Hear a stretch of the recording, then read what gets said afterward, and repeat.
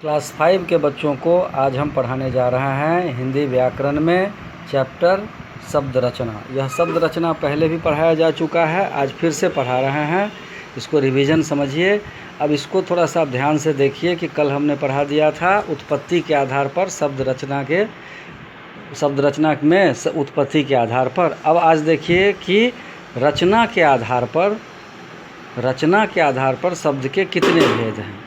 तो रचना के आधार पर शब्द के 3 भेद होते हैं। पहला होता है रूढ़, दूसरा होता है यौगिक, तीसरा होता है योग रूढ़। ये रूढ़ शब्द क्या है? रूढ़ शब्द किसे कहते हैं? तो ऐसा शब्द जिसको अगर तोड़ा जाए, जिसका टुकड़ा किया जाए तो उसका कोई अर्थ न निकले, अर्थात कि जिसके टुकड़े न हो और टुकड़े होने पर कोई अर्थ न निकले या अपना अर्थ खो दे। जैसे घर, अगर हम इसको तोड़ते हैं तो ये अर्थ अपना खो देता है, सिर्फ घ और र बच जाता है इसमें, जो एक वर्ण है न कि शब्द। दूसरा है यौगिक। यह यौगिक क्या है? 2 शब्दों के जोड़ से बनता है। जैसे रसोई और घर, 2 शब्द है, दोनों शब्द अलग अलग है, दोनों शब्द का अपना अपना अर्थ है। अगर हम तोड़ते भी हैं तो 2 शब्द अलग अलग पूरे अर्थ के साथ दिखाई देता है। एक दिखाई देता है रसोई और दूसरा दिखाई देता है घर। लेकिन जब इसको जोड़ते हैं हम तो यह रसोई घर बन जाता है। तो 2 शब्दों के जोड़ से बनता है रसोई घर, तो यह शब्द क्या है? यौगिक शब्द है। तीसरा है योग रूढ़। ये योग रूढ़ क्या है?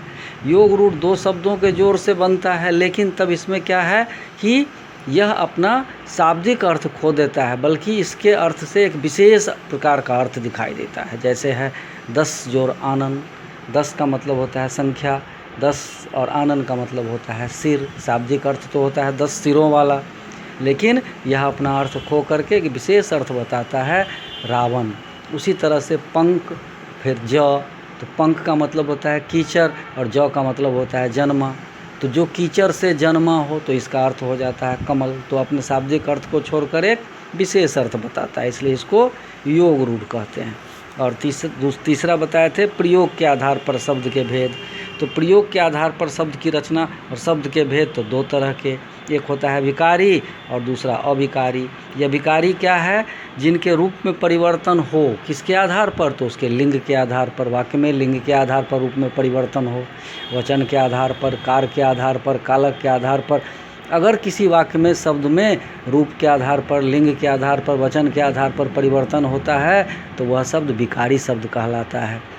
जैसे आप देख लीजिए तो आपको संज्ञा के जितने शब्द हैं, सर्वनाम के जितने शब्द हैं, विशेषण के जितने शब्द हैं, क्रिया के जितने शब्द हैं, सभी इसके उदाहरण में आते हैं। दूसरा है अविकारी शब्द। यह अविकारी शब्द क्या है? तो अविकारी शब्द वे हैं जिनमें कोई परिवर्तन न हो, किसी तरह का बदलाव न हो। अगर वाक्य में प्रयोग करेंगे हम तो यह अपना अर्थ खो देगा अगर बदल देते हैं तो। इसलिए ऐसा शब्द जिसमें कोई परिवर्तन न हो उसको अविकारी कहते हैं।